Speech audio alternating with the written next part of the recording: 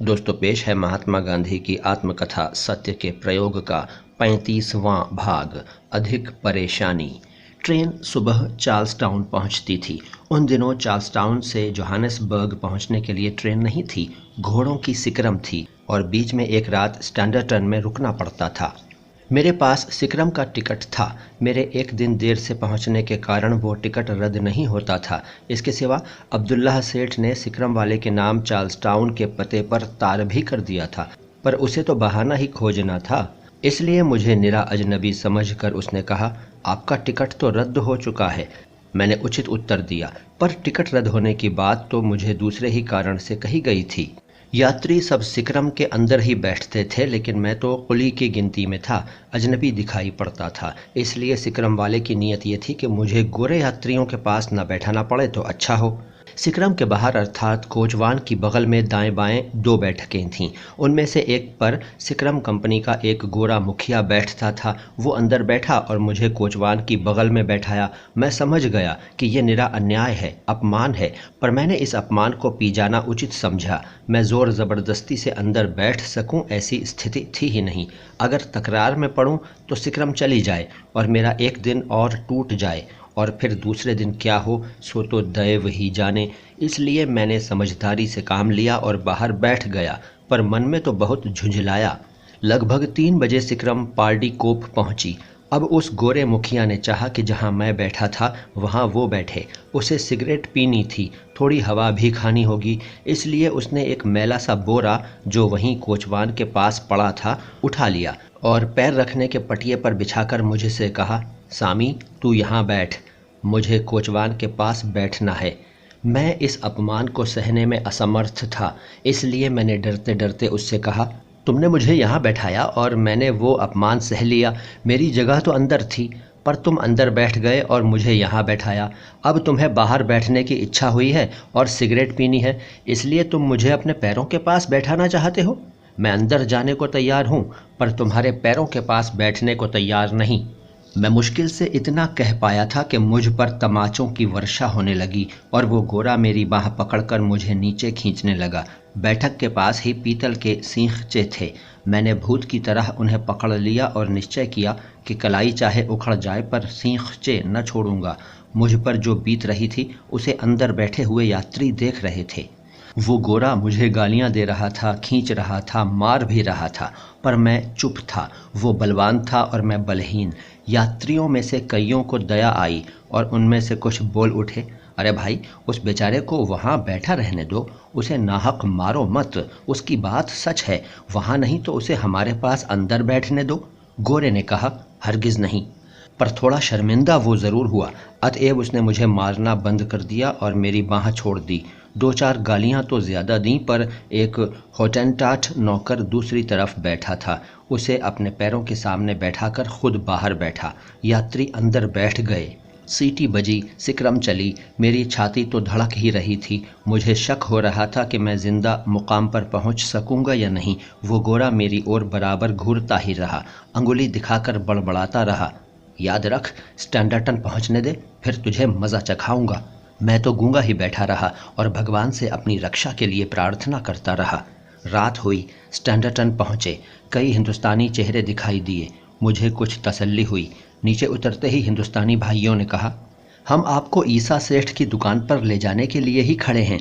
हमें दादा अब्दुल्लाह का तार मिला है। मैं बहुत खुश हुआ। उनके साथ सेठ ईसा हाजी सुमार की दुकान पर पहुंचा। सेठ और उनके मुनीम गुमाश्तों ने मुझे चारों ओर से घेर लिया। मैंने अपनी बीती उन्हें सुनाई। वे बहुत दुखी हुए और अपने कड़वे अनुभवों का वर्णन करके उन्होंने मुझे आश्वस्त किया। मैं सिकरम कंपनी के एजेंट को अपने साथ हुए व्यवहार की जानकारी देना चाहता था। मैंने एजेंट के नाम चिट्ठी लिखी। उस गोरे ने जो धमकी दी थी उसकी चर्चा की और ये आश्वासन चाहा कि सुबह आगे की यात्रा शुरू होने पर मुझे दूसरे यात्रियों के पास अंदर ही जगह दी जाए। चिट्ठी एजेंट को भेज दी। एजेंट ने मुझे संदेशा भेजा, स्टैंडर्टन से बड़ी सिकरम जाती है और कोचवान वगैरह बदल जाते हैं। जिस आदमी के खिलाफ आपने शिकायत की है वो कल नहीं रहेगा। आपको दूसरे यात्रियों के पास ही जगह मिलेगी। इस संदेशे से मुझे थोड़ी बेफिक्री हुई। मुझे मारने वाले उस गोरे पर किसी तरह का कोई मुकदमा चलाने का तो मैंने विचार ही नहीं किया था, इसलिए मार का ये प्रकरण यहीं समाप्त हो गया। सवेरे ईसा सेठ के लोग मुझे सिक्रम पर ले गए। मुझे मुनासिब जगह मिली और बिना किसी हैरानी के मैं उस रात जोहानिसबर्ग पहुंच गया। स्टैंडर्टन छोटा सा गांव है, जोहानिसबर्ग विशाल शहर है। अब्दुल्लाह सेठ ने तार तो वहाँ भी दे ही दिया था। मुझे मोहम्मद कासिम कमरुद्दीन की दुकान का नाम पता भी दिया था। उनका आदमी सिक्रम के पड़ाव पर पहुँचा था, पर न मैंने उसे देखा और न वो मुझे पहचान सका। मैंने होटल में जाने का विचार किया। 2-4 होटलों के नाम जान लिए थे। गाड़ी वाले से कहा कि ग्रैंड नेशनल होटल में ले चलो। वहाँ पहुँचने पर मैनेजर के पास गया, जगह मांगी। मैनेजर ने क्षण भर मुझे निहारा, फिर शिष्टाचार की भाषा में कहा, मुझे खेद है, सब कमरे भरे पड़े हैं, और मुझे विदा किया। इसलिए मैंने गाड़ी वाले से मोहम्मद कासिम कमरुद्दीन की दुकान पर ले चलने को कहा। वहाँ अब्दुल गनी सेठ मेरी राह देख रहे थे। उन्होंने मेरा स्वागत किया। मैंने होटल की अपनी बीती उन्हें सुनाई। वे खिलखिलाकर हंस पड़े। बोले, वे हमें होटल में कैसे उतरने देंगे? मैंने पूछा, क्यों नहीं? सो तो आप कुछ दिन रहने के बाद जान जाएंगे। इस देश में तो हम ही रह सकते हैं, क्योंकि हमें पैसे कमाने हैं। इसीलिए नाना प्रकार के अपमान सहन करते हैं और पड़े हुए हैं। यूँ कहकर उन्होंने ट्रांसवाल में हिंदुस्तानियों पर गुजरने वाले कष्टों का इतिहास कह सुनाया। इन अब्दुल गनी सेठ का परिचय हमें आगे और भी करना होगा। उन्होंने कहा, ये देश आपके समान लोगों के लिए नहीं है। देखिए, कल आपको प्रेटोरिया जाना है। वहाँ आपको 3रे दर्जे में ही जगह मिलेगी। ट्रांसवाल में नेटाल से अधिक कष्ट हैं। यहाँ हमारे लोगों को पहले या 2रे दर्जे का टिकट दिया ही नहीं जाता। मैंने कहा, आपने इसके लिए पूरी कोशिश नहीं की होगी। अब्दुल गनी सेठ बोले, हमने पत्र व्यवहार तो किया है, पर हमारे अधिकतर लोग पहले 2रे दर्जे में बैठना भी कहाँ चाहते हैं। मैंने रेलवे के नियम मांगे, उन्हें पढ़ा। उनमें इस बात की गुंजाइश थी। ट्रांसवाल के मूल कानून सूक्ष्मतापूर्वक नहीं बनाए जाते थे। रेलवे के नियमों का तो पूछना ही क्या था। मैंने सेठ से कहा, मैं तो फर्स्ट क्लास में ही जाऊंगा, और वैसे न जा सका तो प्रेटोरिया यहाँ से 37 मील ही तो है। मैं वहाँ घोड़ा गाड़ी करके चला जाऊंगा।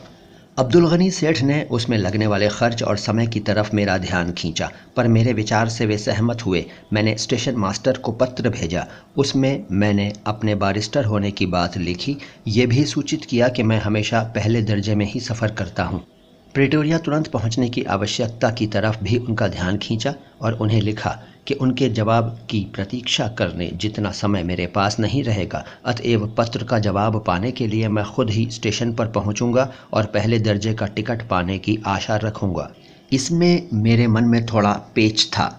मेरा ये ख्याल था कि स्टेशन मास्टर लिखित उत्तर तो ना का ही देगा, फिर कुली बारिस्टर कैसे रहते होंगे इसकी भी वो कोई कल्पना न कर सकेगा। इसलिए अगर मैं पूरे साहबी ठाठ में उसके सामने जाकर खड़ा रहूँगा और उससे बात करूँगा तो वो समझ जाएगा और शायद मुझे टिकट दे देगा। अतएव मैं फ्रॉक कोट, नेकटाई वगैरह डाट कर स्टेशन पहुँचा। स्टेशन मास्टर के सामने मैंने गिन्नी निकाल कर रखी और पहले दर्जे का टिकट मांगा।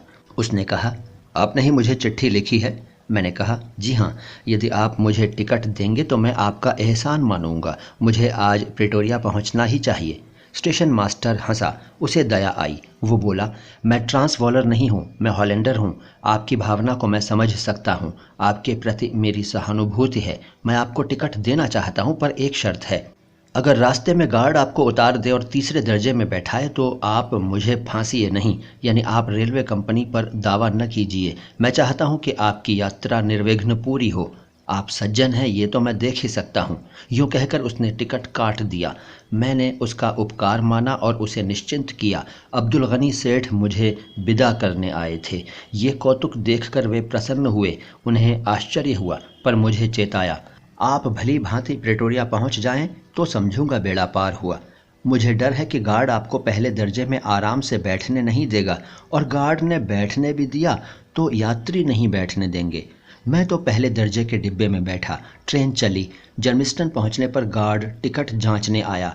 मुझे देखते ही खीज उठा। अंगुली से इशारा करके मुझसे कहा, 3रे दर्जे में जाओ। मैंने पहले दर्जे का अपना टिकट दिखाया।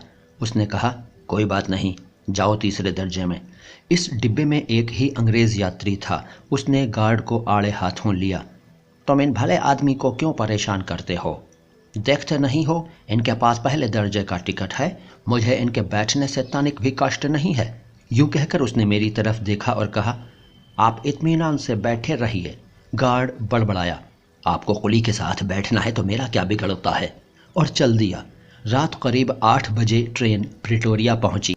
दोस्तों, इसके आगे का जिक्र अगली मुलाकातों में होगा। ये चैनल है नो बकवास बातें ख़ास। इस चैनल को सब्सक्राइब नहीं किया है तो सब्सक्राइब कर लीजिए और इस वीडियो को, इस ऑडियो को लाइक ज़रूर कीजिए। मैं मोइन शम्सी हूँ, आता हूँ लेकर इससे आगे की बातें बहुत जल्द। शुक्रिया।